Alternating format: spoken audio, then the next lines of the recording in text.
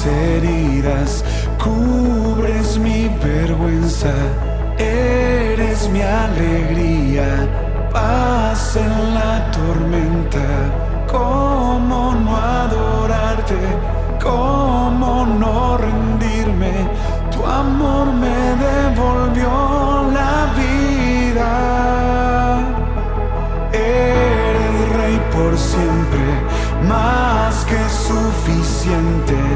Eres torre fuerte, roca de mi vida.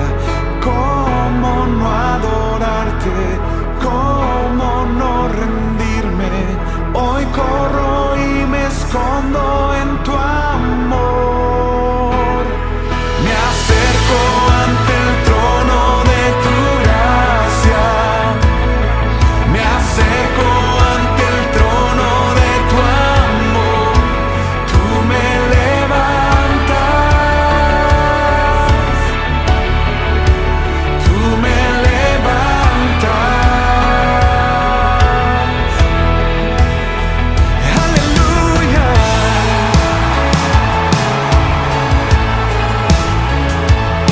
Tú me levantas.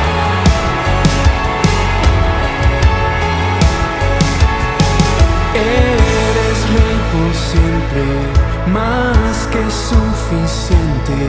Eres torre fuerte, roca de mi vida. ¿Cómo no adorarte? ¿Cómo no rendirme? Hoy corro y me escondo en tu amor. Me acerco ante el trono de tu gracia. Me acerco ante el trono de tu amor. Tú me levantas. Tú me levantas. Me acerco ante el trono de tu gracia. Me acerco ante el trono de tu amor. Tú me levantas. Tú me levantas. Aleluya. Caigo rendido ante tus pies. Solo tú eres santo, solo tú eres santo. Caigo rendido ante tus pies. Solo tú eres digno, solo tú eres digno. Caigo rendido ante tus pies. Solo tú eres santo, solo tú eres santo. Caigo rendido ante tus pies. Solo tú eres digno, solo tú eres digno. Me acerco ante el trono de tu gracia. Me acerco ante el trono de tu amor. Tú me levantas. Tú me levantas.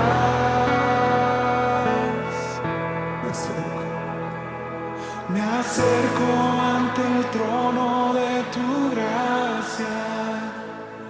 Me acerco ante el trono de tu amor. Tú me levantas. Tú me levantas.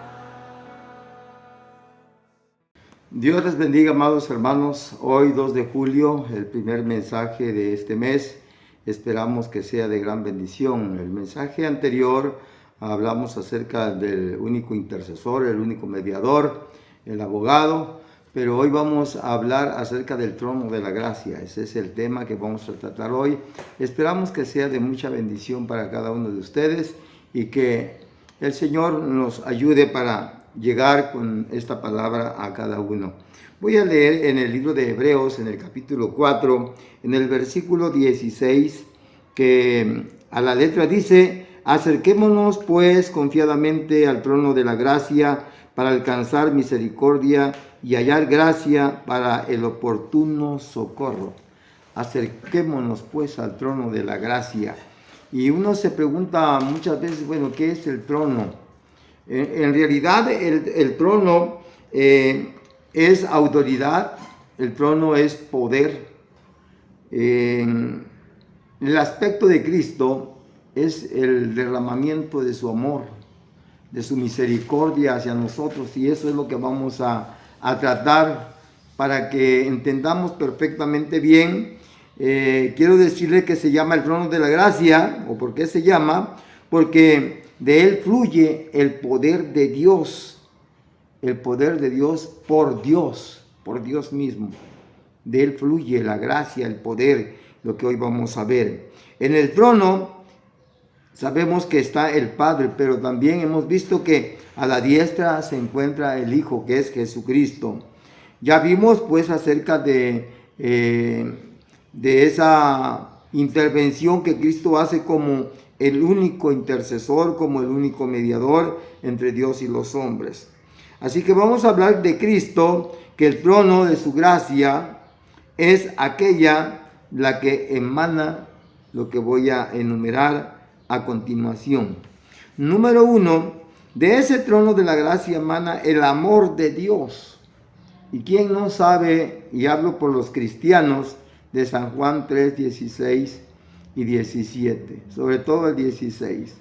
¿Quién no sabe ese texto? Hasta los niños. Para aquellos que no conocen la palabra del Señor, debo decirles una vez más, dice, porque de tal manera amó Dios al mundo, que ha dado a su Hijo unigénito, para que todo aquel que en Él cree no se pierda, mas tenga vida eterna. Ese amor que Dios mandó, lo hizo no para condenar al hombre, es lo que dice el verso 17, porque no envió Dios a su Hijo al mundo para condenar al mundo, sino para que el mundo sea salvo por él. Entonces, Dios manda a su único Hijo para alcanzar misericordia en todos nosotros.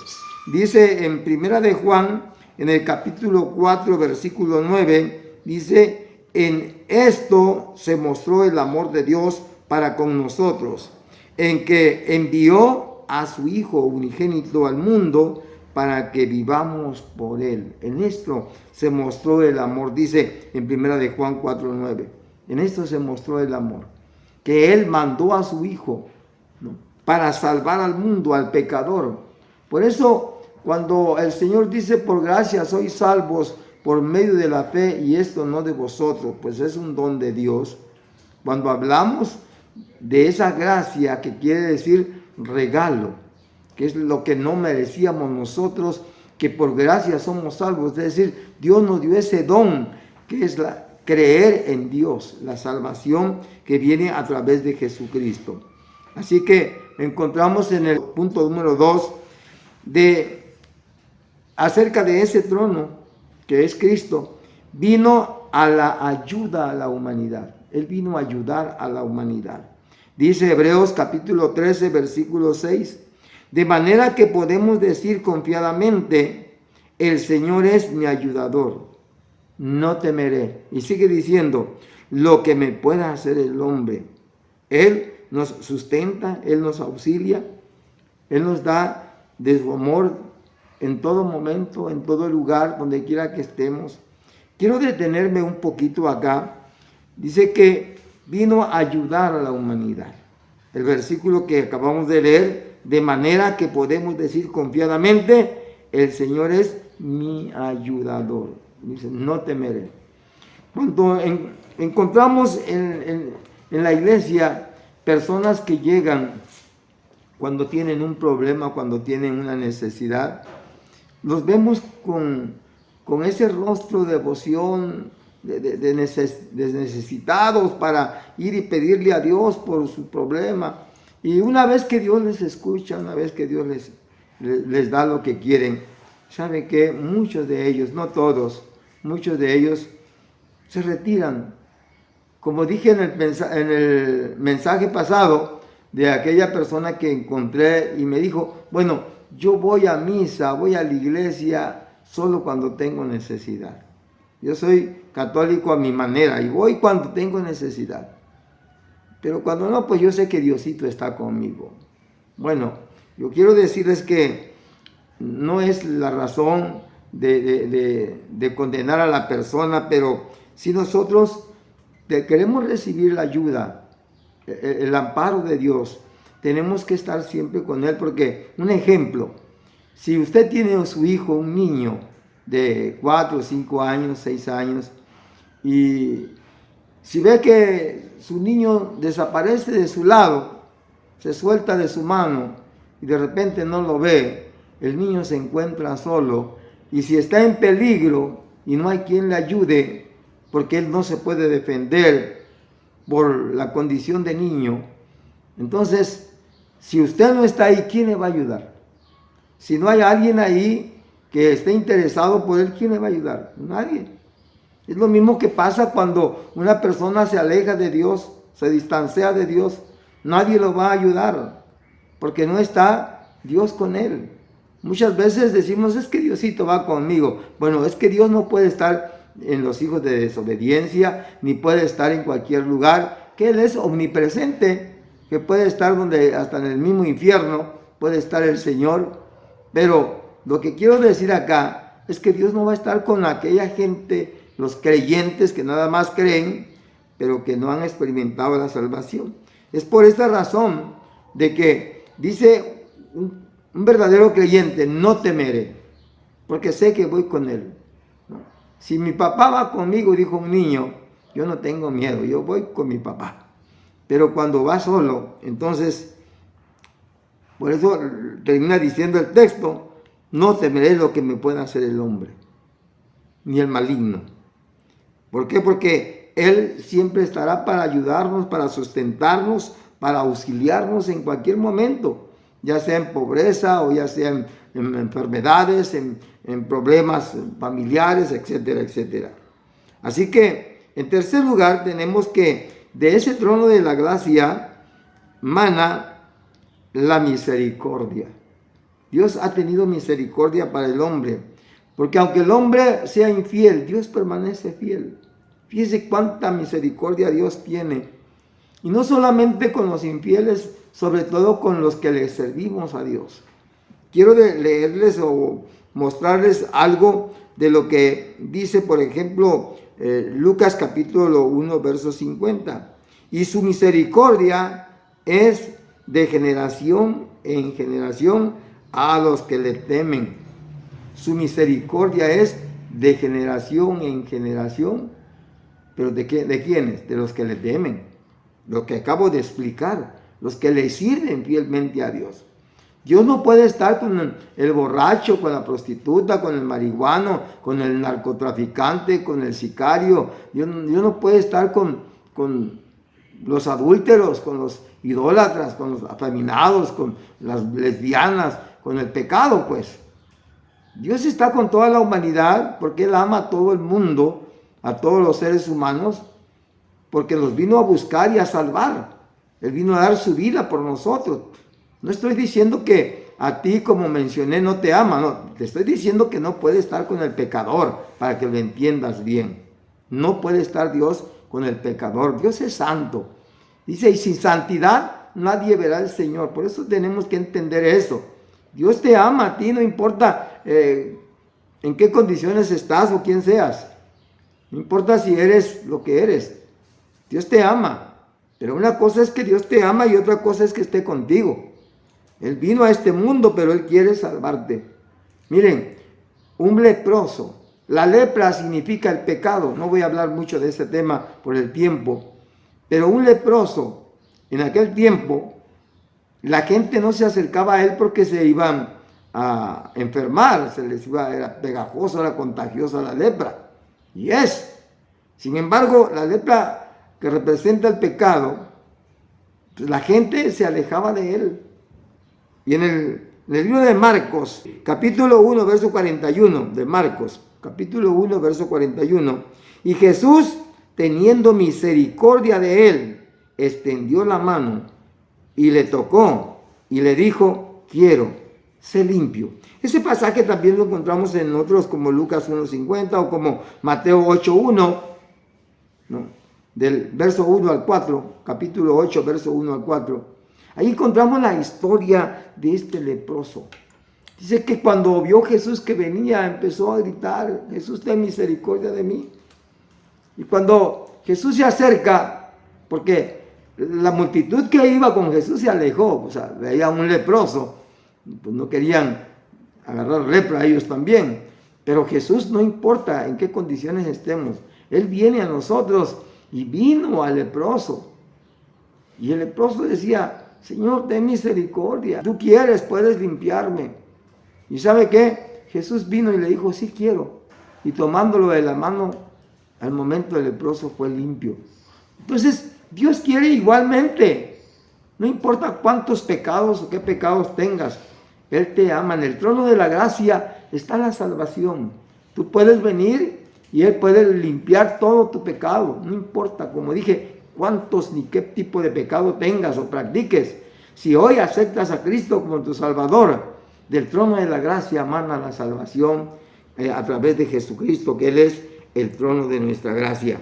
Así que debo decirles que en cuarto lugar nos da el perdón. Cuando nosotros venimos a Él, Él nos da el perdón. Venimos arrepentidos, dice Colosenses capítulo 1, verso 14, en quien tenemos redención por su sangre y el perdón de pecado. Lo que dice. Hay muchísimas citas que yo puedo citar sobre estos puntos, estos aspectos, pero solamente quiero que usted vea. En Él tenemos la redención, el perdón de pecados. No hay perdón en nadie más, porque nadie más puede limpiarnos del pecado. Dice la palabra del Señor que aunque nos limpiemos con lejía, el pecado original no sale, solamente con la sangre de Cristo, quien derramó allá en la cruz del Calvario esa sangre. Así que tú vienes hoy y le pides perdón a Dios, no al hombre.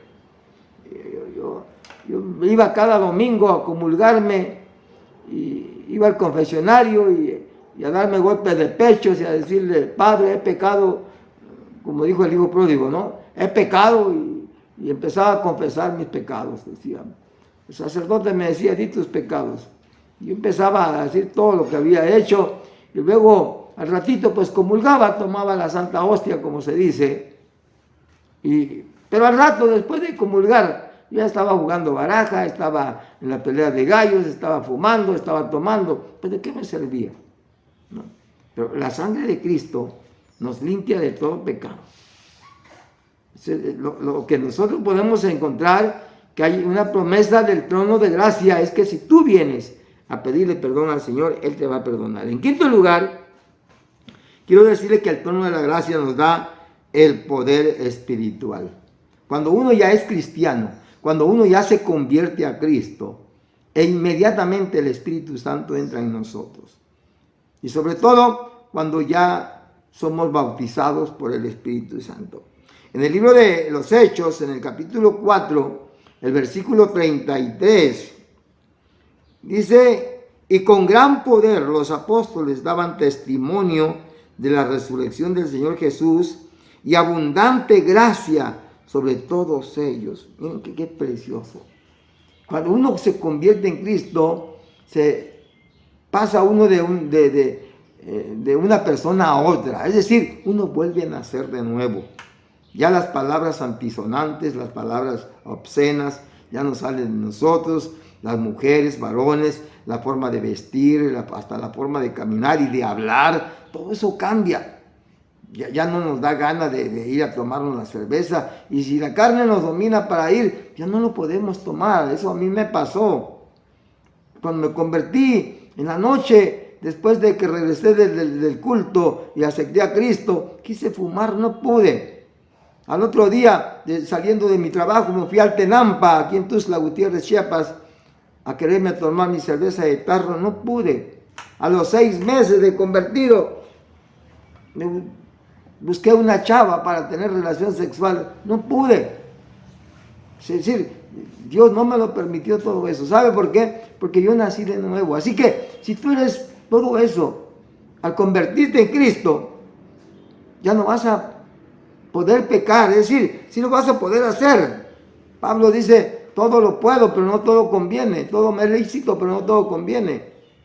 Así que nosotros tenemos que ser nuevas personas, y es ahí cuando el Espíritu Santo viene a nosotros y nos da autoridad para echar fuera demonios, para orar por los enfermos, para predicar la palabra como lo estoy haciendo. Para muchas cosas Dios nos da ese espíritu de poder, no de cobardía, sino que de poder, de autoridad, de santidad, de amar a las personas. Miren, un ejemplo, vamos a ver Esteban, por ejemplo, en el libro de Hechos, capítulo 6, 8, ahí adelantito, dice, y Esteban, lleno de la gracia y el poder, hacía grandes prodigios y señales entre el pueblo. Esteban, el primer mártir que encontramos en la Biblia, que lo matan a pedradas, ¿sabe? Él con autoridad y poder, Él nos da de nuevo facilidad para hablar las palabras del Señor, porque Él dice, no temáis, que en aquella misma hora yo pondré palabra en vuestra boca y les daré poder con mi espíritu. Entonces, cuando un creyente, un cristiano se convierte verdaderamente a Cristo, tiene la autoridad y el poder para vencer al propio pecado, siempre y cuando permanezca en la gracia de Cristo. Y el Señor lo dijo. Allá en Mateo encontramos el capítulo 28, verso 15, 16, dice, toda potestad me es dada en el cielo. Por tanto, id y haced discípulos a todas las naciones. Bueno, y ahí dice todo poder, toda autoridad. En Marcos capítulo 16, versos 17 y 18, ahí encontramos lo siguiente. Y estas señales seguirán a los que creen. En mi nombre echarán fuera demonios, hablarán nuevas lenguas, tomarán en las manos serpientes, y si bebiesen cosas mortíferas no les hará daño. Sobre los enfermos pondrán sus manos y sanarán. Dios nos dio poder, Dios nos dio autoridad cuando creímos en Él. Entonces, la persona sin Cristo, pues puede ejercer otra religión, otro credo, otra magia, adorar al enemigo de nuestras almas. Y pues también el diablo tiene poder para darle autoridad y poder a sus seguidores, ¿no? Pero mayor es el que está con nosotros que el que está en el mundo. O sea, Cristo es el creador y el hacedor de todo, y de Él mana todo poder y toda autoridad, y por eso el Señor dijo, en mi nombre echarán fuera demonios, no pondrán las manos sobre los enfermos, sanarán. No importa, mire, yo no bebo cosas mortíferas y sé que me va a matar, no, yo no lo tomo. Sí, a mí me han echado brujería en mi comida, pero cuando oro por mis alimentos, el Señor los santifica. Y otras cosas más que podemos nosotros señalar, pero quiero avanzar por el tiempo. Quiero decirles que del trono de la gracia Dios mandó el derramamiento del Espíritu Santo. Dice Hechos capítulo 2, versículo 1 al 13. Y ahí vamos a encontrar cómo en el día de Pentecostés, cuando estaban los apóstoles, los discípulos en el aposento alto, después de 10 días, el Espíritu Santo vino del trono de la gracia y fue derramado sobre aquellos y empezaron a hablar otras lenguas. Se manifestó con un estruendo fuerte, ¿no? Un viento recio. Y luego dice con lengua de fuego sobre los apóstoles, sobre los que esperaban el bautismo del Espíritu Santo. Y ellos empezaron a hablar en otras lenguas. Y la gente se empezó a burlar porque no entendían lo que estaba pasando. Y algunos decían que pues a lo mejor estaban ebrios.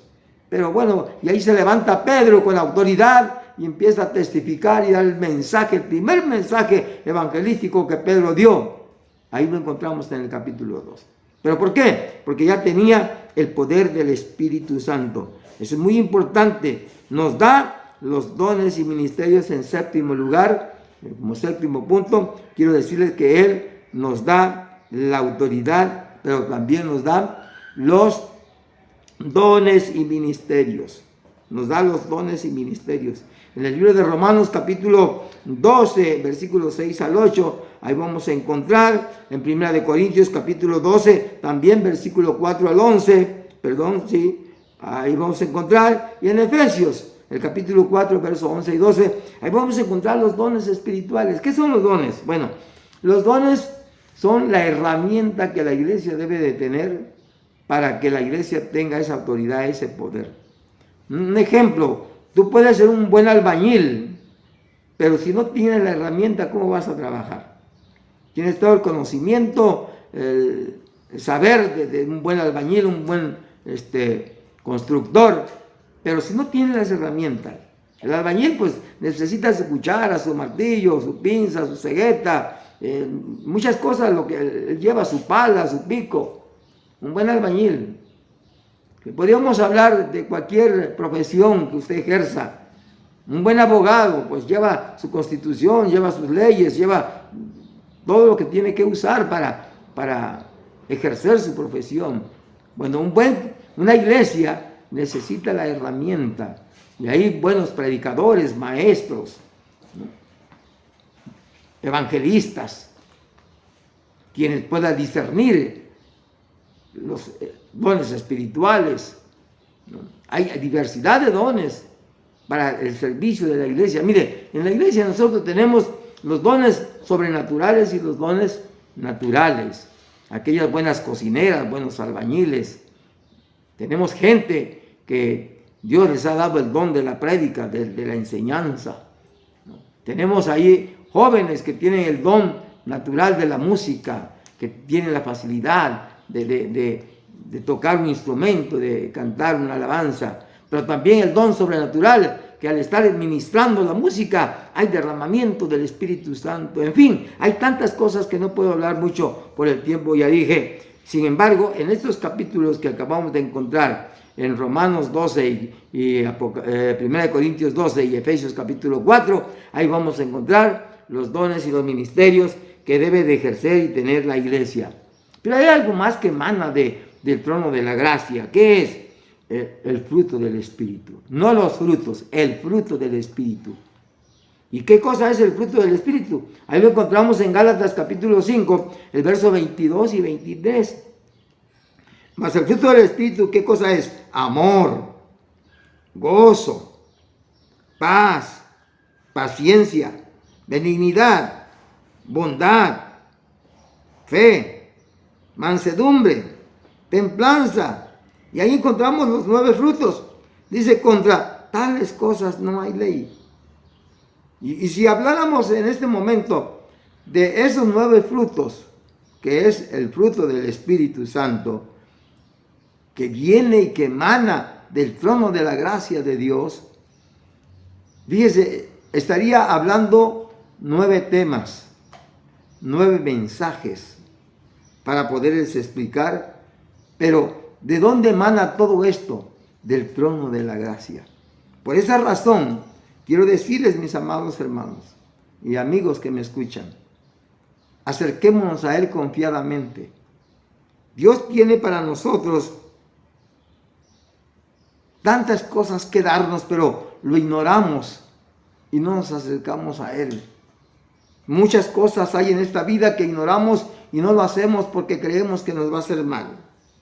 En otras palabras, quiero decirles que el trono de la gracia, que de ahí manan todas estas bendiciones a los creyentes, manan de Cristo Jesús. Una de las más grandes bendiciones que Cristo nos ha dado es la salvación de nuestra alma. Y cuando hablo de la salvación de nuestra alma, es el propósito mayor. Porque cuando nosotros venimos y sabemos que solamente en Cristo hay salvación, y se nos habla del cielo y del infierno, entonces entendemos que hay alma, cuerpo y espíritu en el ser humano. Eso ya lo he enseñado, lo he predicado. Entonces, no temáis al que mate el cuerpo, mas el alma no pueden matar. Temed a aquel que puede destruir tu cuerpo y tu alma en el infierno. Son temas muy bonitos. Entonces, lo más grandioso es que de ese trono de la gracia viene el perdón, la salvación, ¿no? El trono de la gracia, que es con la autoridad que Dios nos ha dado y el poder que hemos ejercido por medio de Cristo, del Espíritu Santo. Debo entonces decidir hoy a quién servir. Miren, hay tantas cosas en esta vida donde nosotros podemos creer que está el poder, la autoridad, pero no lo vamos a encontrar ni en el dinero, ni en la política, ni en el saber, ni en la ciencia, ni en toda la tecnología que hoy conocemos y experimentamos y hemos visto de cómo ha abundado la ciencia, porque está escrito en la Biblia. No lo vamos a encontrar ahí. La respuesta está en Cristo Jesús. La solución de tus problemas, la sanidad de tu cuerpo físico y de tu alma espiritual, viene del trono de la gracia. Por gracia sois salvos. Dios nos regaló esa gracia. Dios trajo el trono de su gloria a esta tierra, ¿no? Para darnos salvación, para darnos salud, para darnos la paz que necesitamos. ¿Quieres encontrar solución a tus problemas? ¿Quieres encontrar sanidad de tu cuerpo? ¿Quieres encontrar la salvación de tu alma? No lo busques en ninguna parte. Está en Jesucristo. Él dijo, yo soy el camino, yo soy la verdad, yo soy la vida. Y nadie viene al Padre si no es por mí. Dios te bendiga. Quiero hacer una oración esperando que en esta hora hayas comprendido esta palabra. Y para mí es un privilegio que Dios me da para poder llegar hasta ustedes.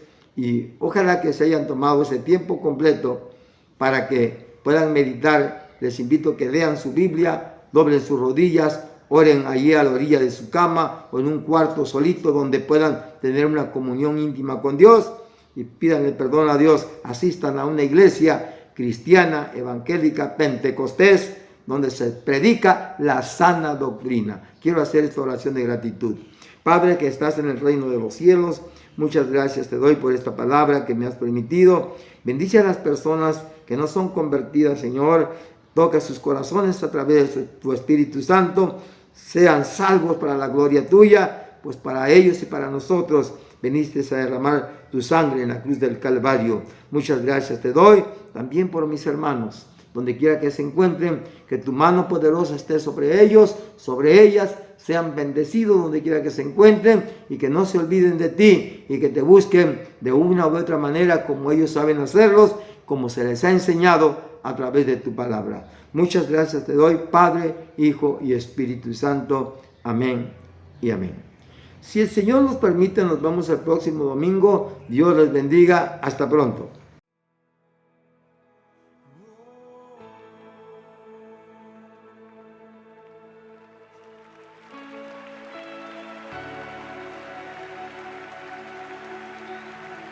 Todo el que se acerca ante el trono de la gracia es perdonado, es levantado, es libre. Aunque muchos te han dado la espalda, hay alguien que te levanta, que te perdona. Su nombre es Cristo Jesús. Acércate al trono y tus ojos serán